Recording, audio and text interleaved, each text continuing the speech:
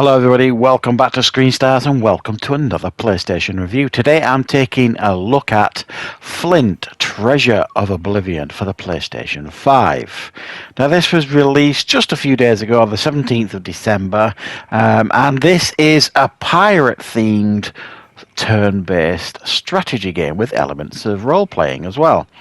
So it's developed by Savage Level and published by Microids, and it's also available on Xbox Series X and PC. It does immerse you in a pirate-themed adventure, and it combines real-time exploration and some strategic combat mechanics. Fans of turn-based games will probably like an awful lot of the mechanics in here, and it does mix in, I think, quite effectively some exploration of semi-open levels. So the game, as I've said, features turn-based combat, reminiscent of games like Baldur's Gate, XCOM 2, things like that, but it also utilizes a dice roll system to determine the action outcomes, similar to what you've seen in to some of the titles I mentioned, especially Baldur's Gate. So you can also collect and utilize various skill and item cards that are kind of scattered around the maps to make use of in the levels. And they can also be used to influence battles. So you've got cards that will give you an extra action point. You've got cards that will give you an extra strength. You've got cards that will give you extra dexterity. All sorts of different buffs and stuff that you can pick up. As well as a wide variety of like weapons that you can kind of collect and dish out to your crew. So it's quite complex, really, in a lot of ways. It does have a bit of a lack of a tutorial. The game's quite difficult to grasp. It's quite... You don't choose like difficulty levels or anything like that. It's just one difficulty, and it's quite a steep learning curve. Early on, while I was getting used to the game and how it played and getting used to the battles and how strategic they were, I did die a couple of times. But it's one of those games that, you know, if you lose the battle, it just kind of basically throws you back into it if you choose to. And then it's just kind of rethinking your tactics. And then after about, you know, a couple of hours of playing this, you kind of get into the groove of the battles and you start getting it in your head that there's things in your environment that you can use to your advantage, like kicking barrels into enemies, and that will sometimes instant kill them. So there are ways and means of kind of, you know, trimming down the enemy to make it not quite as difficult, and it does take a little bit of getting used to in that sense. It's set during the golden age of pirates, which is always a pretty cool setting for games, especially, you know, strategic games like this. You don't often see that with a pirate theme. You follow Captain James Flint, and you're on a quest to find a legendary treasure. You are flung in jail at the beginning of the game, and you discover somebody who's rambling about this legendary treasure, and you decide that this is the quest that you want to go on.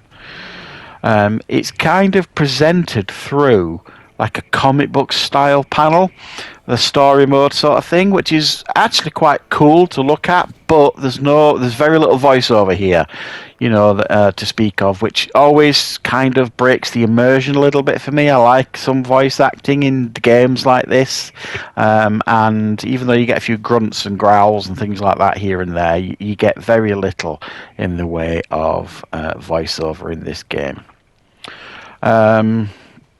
The art style and atmosphere have been pretty impressive for me. I think it does look pretty damn nice.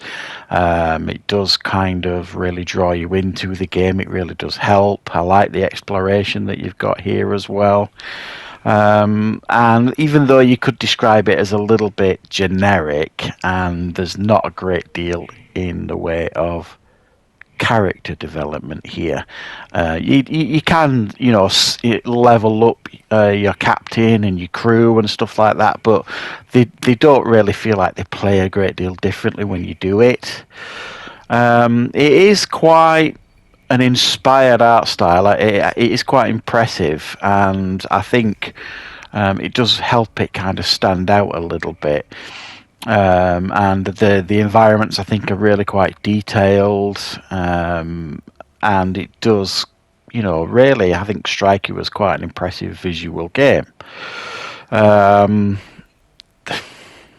it does offer, I think, as well, a solid tactical experience. As I've said, it does take a little bit to grasp the tactics here that you need to go into with some of these battles.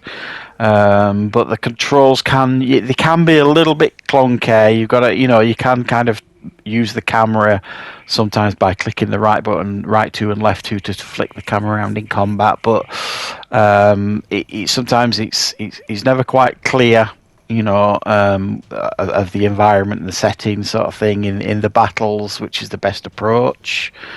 There's not much in the way of a mini map, so you do find yourself wandering around the map aimlessly, just try to find something. It gives you clues on the top left hand side of what you should be doing and looking for, but like I say, sometimes it's just pure luck that you come across what you try to find, and it could have done with some kind of mini map, I think. So it can lead to a little bit of frustration. There are some technical glitches here, but I've had very little to speak of on my end, if I'm honest. I've not had any crashes or anything that's been game breaking, so it is fairly polished from my perspective. This seems to be getting a bit of a mixed response from some of the feedback that I've kind of been looking at, but I think this is a pretty solid turn-based strategy game. I think it hits it quite hard, really, in a sense of the difficulty spike, and that does take a little bit of getting used to. I mean, if you're not particularly a patient gamer, you could lose your patience for this one fairly early on, because it does kind of frustrate you a little bit. But I think it's setting, the smart mechanics that are on display here, really does kind of draw you in, and it is a pretty cool game to kind of play for the most part. I do enjoy, once I got used to the game mechanics, I started enjoying the battles a lot more. There were some really cool mechanics in the sense of you've got to, any of the treasure that you kind of find, you can use some of that treasure to share amongst your crew, and that's how you level your crew members up. That's quite an interesting mechanic for the game to have. It works quite well.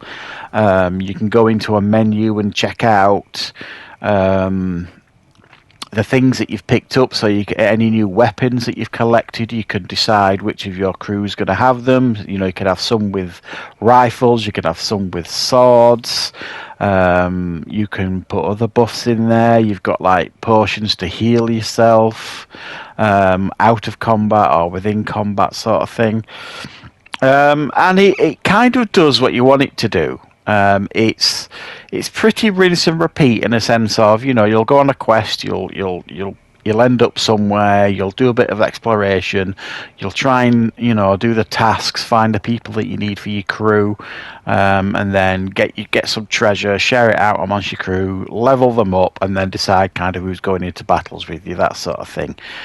So if you lose a crew member, that's it, you lose a crew member, which is pretty cool. That's always quite a decent mechanic to have in games like this, so it feels like you're putting people at risk when they're going into battles. And I think it's a solid turn-based strategy game. Like I say, there's been quite a few this year that have done quite well, and I'm a big fan of turn-based strategy games, and this is definitely one that I've enjoyed this year. It's been a good year for turn-based strategy games. There's some pretty good ones now to pick up on the PlayStation Store, so if you're looking for one with a pirate theme, you could do far worse than this one. It's not a full price game, it's about $34.99, and I'm going to give it a solid 7 out of 10 from my perspective.